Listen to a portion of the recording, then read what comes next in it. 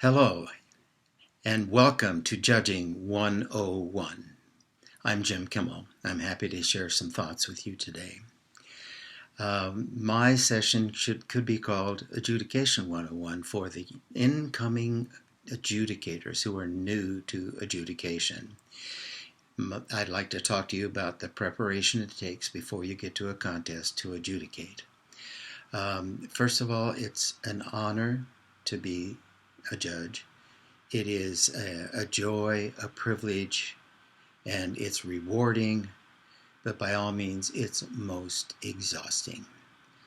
Why did somebody ask you to come and be an adjudicator? It's because you have shown expertise.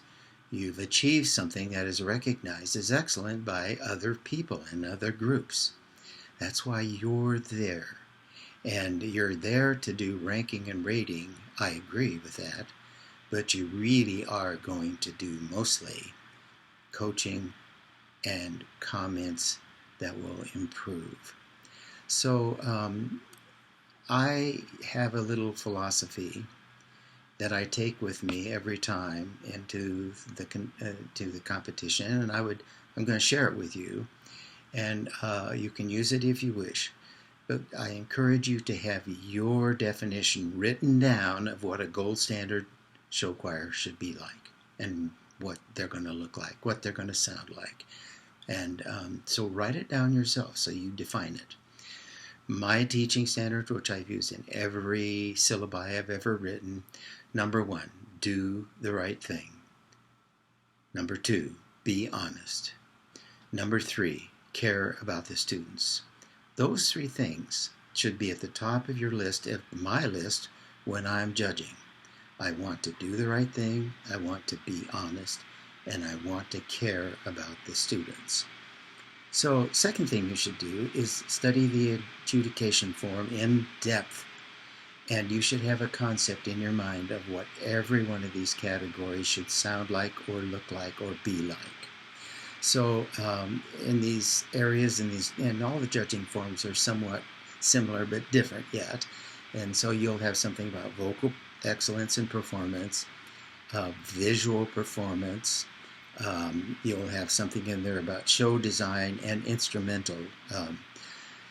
So look at your judging sheet and define in your mind what each one of these categories should be like to your gold standard, to your teaching standard, to your teaching philosophy. I recently judged an event in which there was a 10-point category. It was rather interesting. It stumped me for a while. I had to really think about 10 points going into concept, content, and construction. Concept, content, and construction. What did that really mean, and what did it mean to me? I had to determine that before I got to the event, otherwise I'd be struggling with that. So, again, a quick reminder: you're there to teach and you're there to coach. You want to give good teaching and good learning, and you want to rank and rate. When you go to these events, you'll find, sort of, in my opinion, 3 different levels of groups. The first level is the beginning level. They adore every word that you will get with them, and every description you will write, and every ranking you will write.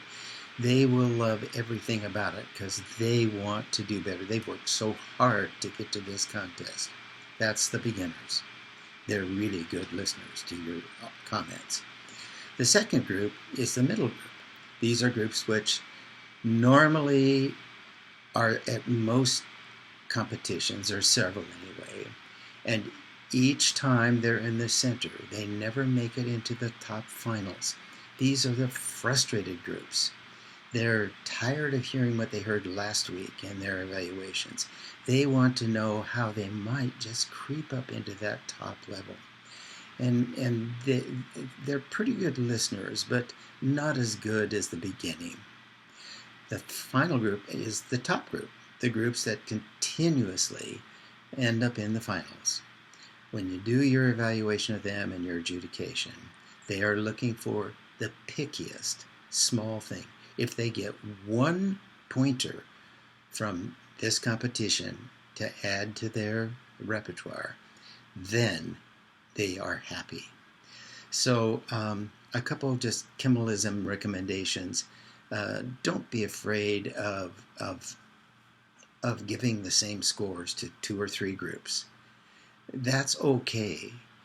That's why there are 6 judges or 5 judges or 4 judges. It balances out in the end. And so don't be afraid to give identical scores. I traditionally have been a high scorer because I feel like I can teach better with positive reinforcement than I can with negative reinforcement. So a quick review of this as far as Jim Kimmel is concerned and my recommendations for you. Make sure that you are having a personal philosophy you're going to take into the event. Be able to write the gold standard for what a show choir should sound like, what your winning show group should sound like. Take your mantra there. You can borrow my philosophy. Do the right thing. Be honest. Care about the student. Also, study the adjudication form. Make sure you rank and rate. Make sure you teach and coach. Those are my pointers for the beginning adjudicator to consider. And I just wish you well as you proceed into this world of excitement. Enjoy it, love it, endure it, even though you're tired on the weekends or whatever. Make sure you do your job properly. I wish you the very best. Jim Kimmel, signing out, Adjudication 101.